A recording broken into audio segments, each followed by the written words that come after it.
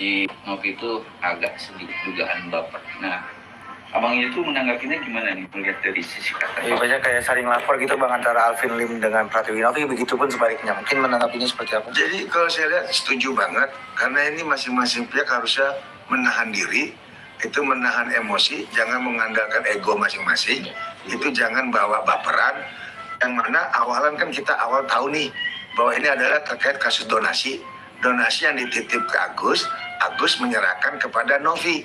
Nah, Novi dengan Agus sudah dimediasi melalui Mensos dengan cara perdamaian. Dan setelah ada perdamaian, masing-masing pihak telah mencabut tuh. Farhad mencabut dari Polda, Novi juga demikian. Berarti sudah clear dong. Nah, kalau sudah clear, pertanyaan berikutnya, kapan Agus batanya diobati? Gitu loh. Dan kapan uangnya dibuktikan bahwa 1,3 itu ada? Bagusan dikasih ke Mensos, biar Mensos yang mengelola keuangan itu. Dan yang kedua, mudah-mudahan Mensos juga punya cara tersendiri untuk menambah sumbangan, karena Mensos itu punya hak untuk menarik sumbangan dari perusahaan-perusahaan baik pemerintah maupun swasta, yaitu terkait undang-undang CSR. Karena ada dana-dana CSR, ini bisa ditambah untuk memaksimalkan pengobatan Agus gitu. Tapi kan akhir cerita, ya kan, Agus ini melaporkan seorang Novi loh, padahal Novi niat baiknya dari awal kan benang merahnya untuk pengobatan. Gimana tanggapan seorang Prasiwo? Nah tadi seperti saya bilang, Agus ini melaporkan Novi dasarnya apa? Cemara atau dasarnya dia pribadi atau ada bisikan dari orang lain. Nah ini dulu, tidak bisa serta-merta kita bilang ini adalah Agus salah. Kenapa Agus mau melaporkan? Tidak bisa begitu. Ini kita bicara hukum, bukan bicara rasa. Rasa itu boleh-boleh aja, ini ada pahit. Tapi ya kalau hukum, kalau memang Novi diserang sama Agus, harus dibuka. Agus betul-betul tersinggung dengan Novi gitu loh. Tapi kan bang, sebagai yang pernah sebagai lawyer apapun bidangnya dan apapun narasumbernya, klien itu sudah pantas nggak sih bang seorang lawyer ya dalam dugaan mengojok melaporkan itu sudah pas nggak bang? Kalau saya rasa harusnya seorang lawyer itu sebagai juru damai, yaitu tidak semua masalah harus melalui litigasi. Dalam hal ini laporan polisi. Itu lebih bijak adalah non litigasi, mediasi untuk mencari mufakat untuk musyawarah. Musyawarah itu kan pada akhirnya juga satu sama lain saling melapor, apalagi dalam tanda kutip Alvin Lim dugaan pencemaran dan penghinaan atau dalam tuntik yang tidak baik untuk anaknya sendiri, itu pihak dari Novi sendiri. Gimana kan? Siapa yang dilaporin? Ya si ini Novi melaporkan Alvin Lim karena dugaan Novi melaporkan Alvin Lim ya. Atas kekerasan seksual dan informasi yang tidak valid gitu bang, mungkin menanggapinya gimana? Karena kan ini masuk undang-undangnya ITE. Betul. Di sini permasalahan masyarakat harus cerdas. Masyarakat harus saya edukasi. Kalau kita terkait melaporkan seorang advokat, tidak boleh serta-merta kepada pihak kepolisian. Harus kepada organisasi advokatnya. Karena dia berprofesi sebagai seorang advokat. Yaitu kita lihat dulu, apakah perkataan-perkataan itu betul murni pidana, ataukah hanya etik. Biar diuji dulu di organisasi advokat. Seperti juga pers, seperti juga polisi. Polisi melakukan satu kesalahan, kan tidak langsung ke ranah laporan pidana. Harus ditahan dulu ke kode etiknya. Tentukan dulu kode etiknya. Juga proses kasusnya Sambo, tembak, bunuh, kan tidak langsung ke pidana. Disidangkan dulu kode etiknya. Setelah kode etiknya jelas bahwa selain etik ada unsur pidana, disorong kepada pidana. Jadi kalau masyarakat melaporkan pengacara kepada polisi dan polisi menerima, ini salah kaprah. Harus saya luruskan. Masyarakat tidak boleh serta-merta melaporkan seorang advokat kepada polisi. Harus kepada kode etik dulu. Biar organisasi advokat yang menentukan. Karena advokat itu betul-betul tunduk kepada kode etik di dalam undang-undang advokat.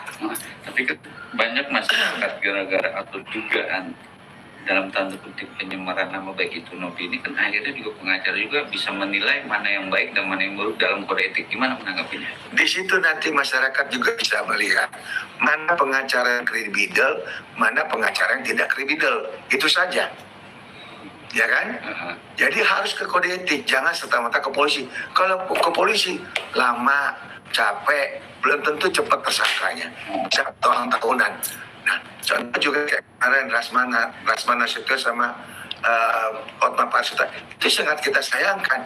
Kenapa pengacara sama pengacara bukan bersatu, mempunyai rasa kita tamatan sama, semua sarjana hukum, tapi saling cakar menyakar hanya kepentingan klien. Klien yang punya masalah, kenapa kita yang baper? Betul nggak? Kenapa kita yang terlalu maju? Kenapa kita yang menyarankan klien untuk membuat laporan? Harusnya pengacara yang baik, ada klien yang memang emosi, diredam. Kalau bisa dipertemukan dulu secara klarifikasi, verifikasi untuk mediasi, bukan dipaksa untuk lapor. Padahal melapor polisi belum tentu bisa jalan, karena harus ada ke organisasi advokat, yaitu kode etiknya. Balik lagi Bang, untuk problem isu yang kita anggap Apin Nilim melaporkan, Nopi melaporkan, Abang sebagai praktisi hukum, kata bertanya itu, kan menanyakan sesuatu yang belum pasti atau udah pasti itu salah nggak sih Bang? Kalau sifatnya bertanya, itu semua juga bisa, karena itu adalah kebebasan, hak berpendapat orang di muka umum. Kalau kebebasan berpendapat disalahkan, kebebasan pendapat itu disalahkan, berarti sama juga pengengkangan. Jadi orang tidak bisa berpendapat, kan repot. Kayak saya berpendapat di muka publik kayak hari ini, apa saya salah? Itu maksudnya. Tapi kan ini pertanyaannya yang kita anggap sudah menuduh dalam dugaan ya Bang ya kan bahwa Nopi melakukan ini, ya kan? Gimana Bang? Itu kan tadi tanya, berarti tanya itu kan sama dugaan. Iya. Nah nanti tinggal Novi buktikan benar nggak Novi tuduhan-tuduhan itu. Kalau tidak ya nggak usah diperpanjang. Anjing menggonggong, kafilah berlalu. Kalau kita jiwa besar, kita derajatnya lebih tinggi daripada orang yang menghina kita, untuk apa kita ikutin? Ada orang bodoh ngata-ngatain kita misalnya, kita ikutin juga, berarti kita dua yang jadi bodoh. Ada 3 orang bego, kita masuk ke 4, berarti kita adalah orang keempat dari yang si bego. Ya sudah, mendingan apa? Jiwa besar. Tapi kan ini Bang, abangnya namanya dengan statement abang seperti itu kan takutnya netizen kan digiring, baca kayak dengan takutnya netizen percaya dengan bola liar tersebut, Pak. Mungkin gimana, Bu? Nah itu tadi saya bilang, kan ujungnya awal itu adalah konflik donasi. Harusnya dengan urusan-urusan baper ini satu peristiwa yang berbeda. Novi fokus aja, jadi nggak ngobatin Agus dengan menggunakan 1,3. Itu 1,3 ini masih ada nggak di Novi? Buktikan itu. Jadi selesai deh masalahnya. Nah kalau masalah baper-baper, ada parodi dilaporin, ada perkataan itu hanya semacam kayak bertanya dilaporin.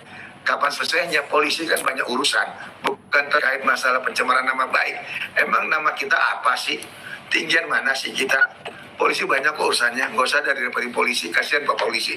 Kan ini harkat dan martabat. Harkat martabat itu adalah bisa diindikator daripada adab kita pribadi, tingkah laku kita, track record kita. Ya, kalau track record kita pakai misalnya gaya-gaya motor gede segala macam,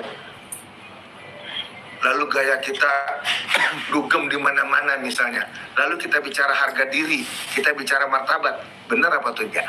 Tapi kalau kita hidupnya bersih, kita sholat, kita gereja, kita ke pura, tapi masih kita dihina juga, boleh kita bicara harkat martabat. Kalau kita masih suka party, masih suka diangkat-angkat, masih suka bersoleh-soleh, masih suka pakai benda-benda bermerek, nggak usah bicara martabat lah. Tapi abang kita anggap juga senior dalam berkarir di dunia lawyer. Jadi untuk para lawyer berpendapat abang sebagai lawyer ini tidak pantas ya untuk menggemborkan apapun yang terjadi dalam profesi sebagai lawyer, Bang ya. Ya, jadi kalaupun ada yang terjadi itu, saran saya kita sebagai sesama advokat damaikanlah klien kita, gitu loh, agar tidak berpolemik berkepanjangan, karena damai itu indah. Tapi ada Pengacara yang hebat bisa menyelesaikan klien yang berpertikaian atau bersengketa dengan cara damai. Tapi abang punya pesan atau amanah ya kan untuk si Agus sendiri, karena kan harus juga fokus bang dengan matanya ya kan. Betul. Apalagi dia kemarin datang ke Mabes Polri dituding sama Betul. seorang istri. Nah, abang melihatnya gimana? Ada Sangat miris. Tolong juga Agus, coba stop. Tolong fokus kepada pengobatan daripada mata Agus sendiri. Mintalah ke Novi, dan Novi juga harus tahu diri. Itu uang harus diselesaikan secara transparan. Penggunaan uang itu harus jelas agar pengobatan Agus ini jadi atau tidak. Tapi abang ada nggak bang menggiring opini biar orang nggak fokus dengan apa yang sudah Mensos tekankan untuk ngobatin seorang Agus dengan menggiring opini. Nah, kok baru sekarang sih saling lapor, gimana bang? Itu yang saya takut tadi. Itu yang saya takut. Jangan-jangan uang ini nggak jelas lagi barang ini, gitu loh. Karena Mensos kan udah berstatement, Mensos kan sudah mengambil alih, Mensos kan sudah mempertemukan para pihak dan sudah selesai dianggap ada perdamaian. Kenapa nggak fokus pengobatan, malah dibawa ke ranah-ranah pribadi tentang parodi lah, tentang dugaan-dugaan yang dibilang harga diri lah, martabat. Jadi jauh dari substansi pengobatan. Kewajiban hari ini adalah obatin Agus. Tapi kalau untuk PH-nya sendiri itu FA sudah tepat ya bang, berdamai dan untuk menyambut perkara lapor-laporan dia ya bang. Itu sangat-sangat bijak. Itulah seorang pengacara, walaupun dia emosi, walaupun dia kuar-kuar dengan cara-cara emosi, akhirnya klimaks, tidak anti klimaks.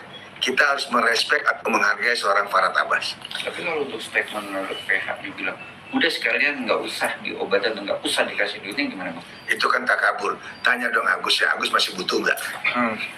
Tapi terkait nih Bang, Novi juga kan melaporkan RD Lau. Apalagi kan dari pihak RD Lau juga udah menyebut dengan nama. Kan kalau di Undang-Undang ITE kan kalau menyebut nama itu tidak boleh ya. Iya. Langsung personal gitu. Iya. Nah itu mungkin dapatnya gimana? Karena terkait RDL itu substansi yang berbeda. Ya, dengan Alfilim dan lain-lainnya. RDL itu nanti diuji langsung dengan pihak kepolisian. Polisi punya cara tentang terkait itu dan mereka punya bukti-bukti kuat. Biarkan itu berjalan. Oh, ini yang disayangkan ya bang ya. Yang kita sangat sayangkan seorang lawyer yang terlalu menggebu-gebu. Artinya masalah itu adalah masalah klien, bukan masalah lawyer. Untuk apa lawyer terlalu menggebu-gebu sehingga menyebut nama orang dengan seenaknya? Oke, cakep. Cakep.